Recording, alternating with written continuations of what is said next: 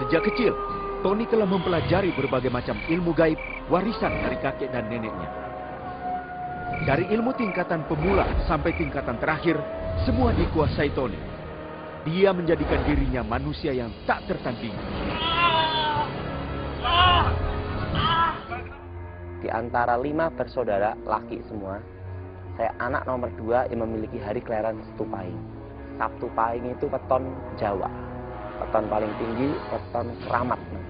Karena itulah saya dipilih. Nah, kebetulan waktu itu saya juga sakit juga, kejadian waktu itu dianiaya guru SD. Nah, sama kakek saya disembuhkan.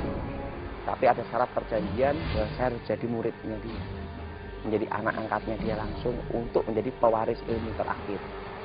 Karena kakek nenek buyut saya mengalami susah mati kalau itu tidak diturunkan. Untuk mengalahkan rasa takut itu saya ditunjukkan kesaktian dia dulu. Waktu pertama kali ditunjukin, ilmu menghilang dulu sama ilmu pindah tempat. Pada waktu di rumahnya, di depan mata, udah ada di belakang. Begitu saya lihat belakang, hilang, udah di depan saya lagi. Nah, setelah itu saya cari, udah ada di luar rumah. Itu saya lihat, kagum. Wah, hebat juga ini. Wah, kalau punya ilmu kayak gini, enak juga ini. Nah, akhirnya saya tertarik. Gitu. Di situ saya punya keyakinan, kalau saya sama kakek saya pasti tidak akan mencelakai saya. Ketertarikannya untuk mempelajari ilmu gaib membuat Tony harus melewati beberapa ujian. Harus melewati ritual-ritualnya itu, mau tidak mau harus belajar. Sebelum melajari mantra itu harus lewat kuburan dulu, tempat gelap yang tidak ada unsur cahaya. Udah diajar dulu mentalnya dulu. Dia jarak jauh lihat gitu, sampai tidak ada infeksi ketakutan. Nah, kebetulan waktu saya suruh ngelakuin itu, walaupun saya umur 9 tahun, saya tidak takut gitu. Jadi pada waktu saya belajar ilmu itu, ya setan udah biasa, karena temannya setan. Ujiannya belum selesai, ritual lain pun siap menanti di depannya. Pelajari ilmu harus ada namanya ritual. Dan ritualnya itu ada yang 7 hari tidak makan, tidak minum.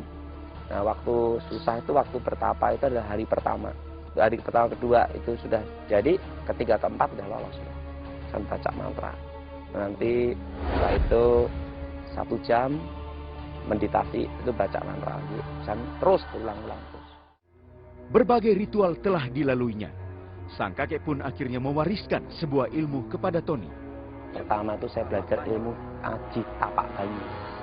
Jadi ilmu mengambang di atas air. Jadi tidak bisa tenggelam di air. Tahap dasar untuk mempelajari ilmu untuk menyatu dengan alam. Lulus dan tidaknya belajar ilmu berikutnya harus pertama itu dulu. Keseimbangan antara tubuh, jiwa, dan roh, menyatunya manusia dengan alam itu. Ya ditunjukin aja, dia bisa jalan tek-tek gitu aja. Terus saya lihat, nah, akhirnya saya lakuin. Tapi saat tertentu dibawa ke perbukitan atau di gunung itu selalu pasti. 7 hari poso mutih, kita harus jalan terus. Jadi tidak boleh makan dengan tangan. Mulut gini, itu pun harus hanya daun-daun aja. Nah, setelah itu baru baca mantranya. Dan selama 3 hari, itu harus mengucapin mantra. Setelah itu istirahat sebentar, mengucapin mantra lagi sampai 3 hari, itu pati geni. Tidak makan, tidak minum, dan tidak boleh lihat unsur cahaya. Nah, setelah itu baru dipraktekin ilmunya. Mempraktekkan ya di depan guru saya, suruh bacain mantra, pindah. Jadi pikiran saya ingin ke sana, langsung pindah. Tidak hanya kakeknya yang mewariskan ilmu gaib tersebut. Neneknya pun siap untuk mewariskan ilmu hitam tingkat tinggi. Saya belajar ilmu hitam dari nenek, ilmu santet. Membunuh jarak jauh. Ada ritual-ritual juga. Jadi ritual darah itu binatang dikorbankan. Waktu itu saya diberitahu kalau tidak ingin melukai diri sendiri harus membunuh orang. Saya tidak mau. Lebih baik saya melukai diri sendiri. Kau harus membunuh orang sebagai korban. Saya tidak bisa membunuh orang, Nek. Kalau begitu kamu harus mengorbankan darah kamu. Darah saya curahkan. Saya di sini ada luka. Darah saya persembahkan gitu. Untuk melengkapi itu dipasang susuk untuk kebal senjata. Waktu itu saya masih ingat tuh jarum emas sama tembaga. Kata nenek saya ngomong, kamu harus makan. Gimana cara makannya ya? Tapi nenek saya ngomong, kamu yakin aja. Nah, sejak kecil kan saya punya sugesti. Saya yakin guru saya tidak nyelakain saya. Tenggorokan ini sampai sini rasa sakit sekali. Tiba-tiba itu seperti jarum itu berjalan. Sret, sret, sret, sret. Seperti apa yang ditunjukkan ke guru saya itu. Kamu telah menguasai ilmu santet tingkat tinggi, Ki Joko. Dengan ilmu kesaktian yang dimiliki oleh Tony, ia mampu membuat orang-orang datang kepadanya guna meminta pertolongan.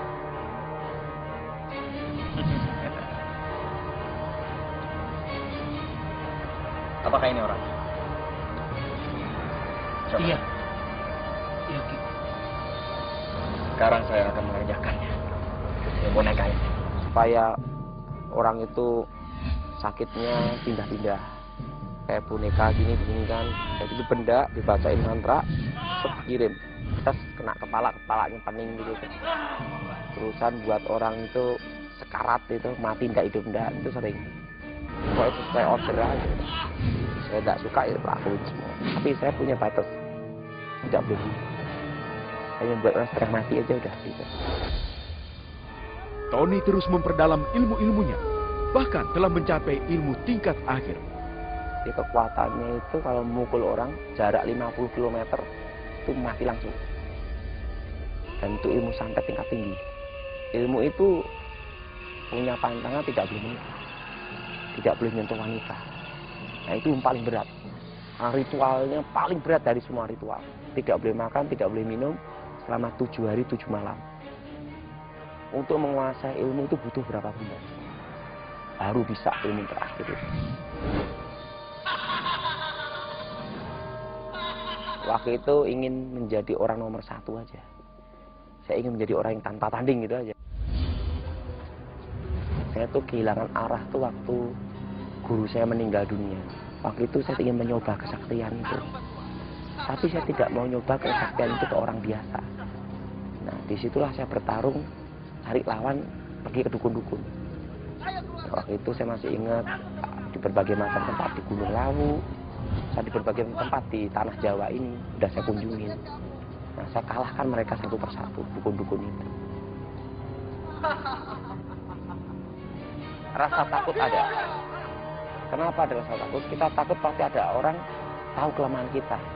Dan yang kedua, ketakutan akan kutukan yang akan datang. Atas bujukan saudaranya, Tony mengikuti sebuah ibadah. Namun ketika dia berada di sana, Tony merasa tertantang dengan perkataan seorang pembicara. Orang Kristen tidak bisa disantet, tidak bisa dimantrain, tidak bisa diguna-guna. Saudara-saudara yang terkasih, bahwa orang Kristen tidak bisa disantet, tidak bisa dimantrai, dan tidak bisa diguna-gunain. Ya, saya coba santet Gilbert, tidak mempan. Nah, tiba-tiba pendeta Gilbert ngomong, Bagi saudara-saudara yang hadir di ruangan ini, yang mempunyai jimat-jimat atau dukun sekalipun, maju ke depan, kami undang ke altar. saya datangi Gilbert. Nah, waktu itu saya bingung, artakol itu apa? Tak kira tempat adu ilmu. Nah, taunya didoain. Tujuan saya itu untuk bertarung, bukan untuk didoain. Di situ saya tantang Gilbert bertarung. Kamu menantang saya. Ayo kita bertarung. Tunjukkan kesaktian kamu. Gilbert tatap saya. Besok pagi saudara datang sini, saya tunggu. Haleluya. Besok pagi aku akan datang ke sini. Saya pulang, satu malam saya susah tidur waktu itu. Besoknya saya datang jam 8 pagi. Nah, pendeta-pendeta udah nungguin saya, itu pendeta-pendeta. Gilbert. Nah, pendeta Gilbert datang. Di situ saya bertarung. Di pertarungan saya dengan pendeta Gilbert itu bukan jarak jauh. Jarak dekat 1 meter muka dengan muka. Ya mukul bener gini. Bukan alam roh lagi. Ya, aku Tony. Ayo kita bertarung. Oke, silakan.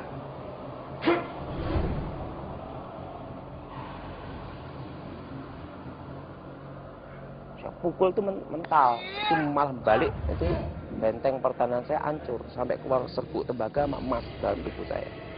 Waktu itu saya mau muntah darah, telan lagi. Nah, Gilbert waktu itu hanya haleluya, haleluya, haleluya gitu aja. Sama bahasa roh gitu. Saya juga bingung, ini bahasa apa gitu loh. Saya pukul mental, pukul mental, pukul mental terus.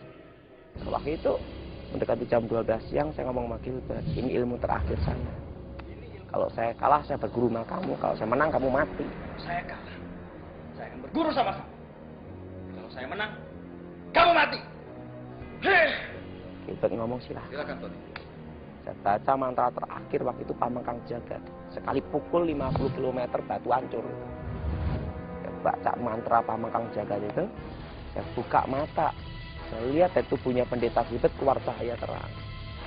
Di situ saya grogi. Maju atau tidak? Karena selama 2 hari itu ilmunya mental semua. Saya ingat pesan guru saya. Mendekat nanti usia 18 tahun, kamu melihat suatu cahaya terang. Nah, ini disebut Nur Cahyo. Tapi sambil keputusan maju, saya pukul Gilbert. Waktu saya pukul Gilbert, cahaya itu membuat saya terpental. Itu cahaya ini warnanya kuning keemas-emasan sinar pelangi. Cahaya itu membuat saya terpental kira-kira 10-12 meter. Saya kalah, hilang ingatan, gila setahun. Selama berbulan-bulan dia terus didoakan. Hingga 1 tahun setelah peristiwa tersebut, sesuatu yang supranatural terjadi. Waktu saya mental kalah itu gelap. Nah, waktu tepat tahun itu tahun 93, ada cahaya datang. Masuk kepala saya sembuh seketika. Dan ada damai yang luar biasa di hati saya. Terdengar suara, akulah Alfa, akulah Omega yang awal dan yang akhir. Akulah Raja yang adil dari timur. Aku adalah aku, akulah Yahweh. Akulah Yahweh, Yahweh, Yahweh. Tiba-tiba cahaya itu berubah jadi Yesus Kristus. Saya tidak bisa lihat wajahnya, hanya jubahnya. Dan suara itu berkata, akulah Yesus. Saya ketemu Yesus sendiri. Dan cahaya itu berubah. Satu sosok, jubah putih, terang benderang. Tapi saya tidak bisa lihat wajahnya. Nah, disitulah saya bertobat. Dan Tuhan Yesus menghilang depan saya. Tiba-tiba saya mau nyoba kesaktian, saya hilang semua, sudah. Penglihatan yang ia alami membuat Tony ingin mencari kebenaran. Siapa Yesus sebenarnya? Setelah saya sembuh, pendeta Gilbert kebetulan ada di Solo. Saya cariin dia, ketemu. Cerita tentang ketemu cahaya ini, dia ngomong Yesus. Gitu. Dan pendeta Gilbert ngomong, kamu harus sekolah Alkitab. Apakah kamu betul-betul bertobat atau nanti kumat lagi? Disitulah saya sekolah Alkitab.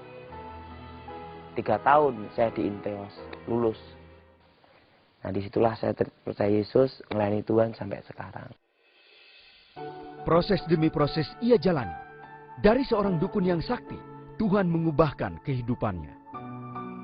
Tapi setelah saya lewatin semuanya, hanya satu yang bisa mengalahkan, Yesus Kristus. Dan waktu saya belum bertobat, hidup saya tidak bisa tenang, tidak ada damai. Setelah saya bertobat, hidup saya damai, dan tahu artinya hidup, tujuan saya itu apa, Yesus Kristus. Mau menyelamatkan orang berdosa. Saya tidak nyangka bisa bertobat, karena setelah saya bertobat, saya sadari bahwa ada panggilan Tuhan untuk melayani, supaya saya menjadi berkat bagi banyak orang. Supaya tidak banyak orang tersesat seperti jalan saya waktu belum bertobat.